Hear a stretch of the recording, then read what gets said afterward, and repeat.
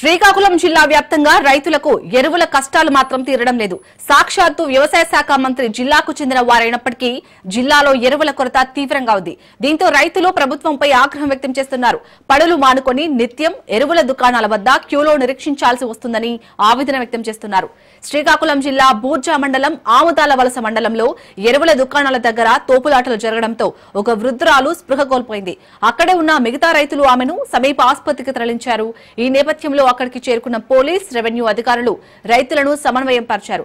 అయితే సమయానికి ఎరువులు ఇవ్వక ప్రభుత్వమే రైతుల మధ్య తగాదాలు పడుతుందని అక్కడికి వచ్చిన రైతులు మండిపడ్డారు.